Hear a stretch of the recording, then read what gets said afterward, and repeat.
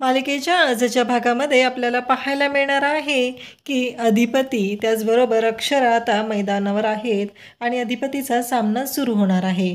तर दुसऱ्या बाजूचा जो पैलवान आहे त्यांच्याकडे दुर्गी आणि चंची गेलेले आहेत आणि ती सांगते की हे पैसे आणि हे पाणी ज्यूस काय ना तुमच्या पैलवानाला नेऊन द्या तिथं, कारण तो जिंकला पाहिजे एवढं लक्षात ठेवा। आणि हे काम कोणाचं लक्षात येत आहे ना, जर तुमचा पहिलवान जिंकला नाही तर काय होईल याचा विचार करा, कारण तुमचा पहिलवान जिंकणं गरजेचं आहे।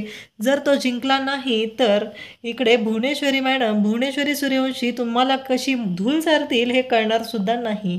आणि आणखी एक, आपल्या सर्वांमध्ये इथं जे बोलणं झालेलं आहे ते इकडच्या कानाचं तिकडच्या कानालाही कळता कामा नये असं दुर्गी सांगत असते आणि त्याला बजावत असते, काही झालं तरी तो अधिपती हरला पाहिजे, लक्षात येत आहे ना तुमच्या, असं तिनं सांगितलेलं असतं। आणि तिला काही करून अधिपतीला हरवायचं आहे, अधिपतीने 25,000 रुपये मिळवू नये असं तिला वाटत आहे। आणि जो पैलवान आहे तो खूपच तिथे चिटिंग करत आहे, अधिपतीच्या तोंडावरती मारलं जात आहे। इकडे अक्षराला खूप वाईट वाटतं आणि त्यानंतर त्याने अधिपतीला खाली झोपवलेलं आहे आणि अधिपतीच्या अंगावरती तो झोपलेला आहे। त्यातून अक्षर अधिपतीच्या समोर जाते, अधिपती उठा तुम्ही, अधिपती उठा, ओरडू लागते अधिपतीच्या समोर जाऊन आणि अधिपती एकच उसळी मारतो आणि तो पैलवान तिकडे उलटापालटा होऊ लागतो। अधिपतीने त्या पैलवानाला आता खाली पाठीवर झोपवलेला आहे आणि तो उठू शकलेला नाही आणि फायनली इथे सामना जिंकतो। अधिपती हा जिंकलेला आहे। अधिपती सूर्यवंशी यांनी ऐनवेळी मुसंडी मारलेली आहे आणि हा सामना जिंकलेला आहे। आता त्यांची फायनल होणार आहे आणि तो फायनलचा जो पैलवान आहे त्याच्याबरोबर त्याची फायनल होणार आहे, जो महाराष्ट्र केसरी आहे त्याच्यासोबत फायनल होणार आहे असं सांगितलं जात असतं। इकडे आपल्याला पाहायला मिळतं दुर्गी आणि चंचीला खूप राग आलेला असतो।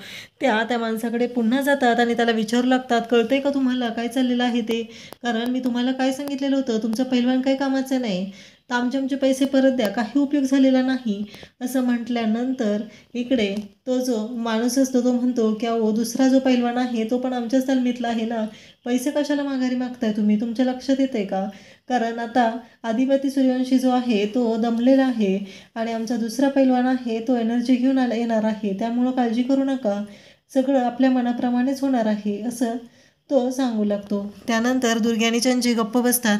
इकडे अक्षर अधिपतीच्या जवळ येते आणि अधिपतीला म्हणू लागते की अधिपती काही गरज नाही आहे हे सगळं करायची, सोडून द्या हे सगळं, काही गरज नाही, आपण दुसरा मार्ग काढूया। अधिपती म्हणतो, अहो नका टेन्शन घेऊ, तुम्ही म्हणजे माझा असा खळखळता जरा आहे, तुम्ही माझ्यासमोर फक्त स्माईल द्या, तुम्ही माझा आधार आहात, तुम्ही असला ना की अहो ते मोटिवेशन मिळतं मला, म्हणून सांगतो मी तुम्हाला, अजिबात तुम्ही माझ्या पुढून बाजूला जायचं नाही असं तो सांगू लागतो। अधिपती इकडे अक्षराला म्हणत असतो, काही झालं तरी अहो हे जिंकायचं आहे आणि आता कसं आहे आपल्या आत्मसन्मान आणि स्वाभिमानाचा प्रश्न आहे। इकडे आजी चारवास सरांना म्हणत असतात की अहो तुम्हाला कळतंय का जावई बापू, तुम्ही जावा ना, तुम्ही गेलं पाहिजे ना तिथं, हाच तर फरक आहे तुमच्यात आणि भूमीमध्ये, तिनं बघा निर्णय घेऊन गेली पण तिथं अधिपतीची कुस्ती बघायला। तर इकडे चारवास सर म्हणतात, अहो बरोबर आहे पण कसं आहे माहिती आहे काही, अहो अधिपतीला आत्ता असं घराच्या बाहेर काढलं आणि त्याला जमणार आहे का ते, मला काळजी वाटते। तर आजी म्हणतात जाऊन बघा ना तिथं कुस्ती, आणि आजी चारवास सरांना पाठवत असतात। अधिपतीचा सामना सुरू होतो आणि तो पहिलवान अधिपतीला काही सोडत नाही, अक्षरशः अधिपतीच्या कानातनं रक्त आलेलं आहे आणि अधिपतीचं डोकं त्याने मातीत रुतवलेलं आहे आणि त्याला गर फिरवत आहे। अधिपतीला श्वासही घ्यायला चान्स नाही, अधिपती आता पडलेला आहे आणि इकडे अक्षरा अधिपतीच्या समोर आहे आणि अक्षरावर ओरडत आहे जोरजोरात, अधिपती उठा, अधिपती उठा।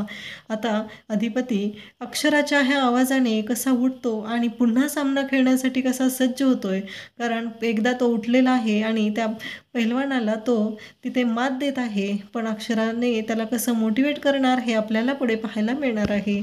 अशाच अपडेटसाठी चॅनलला सबस्क्राईब करा। थँक्यू।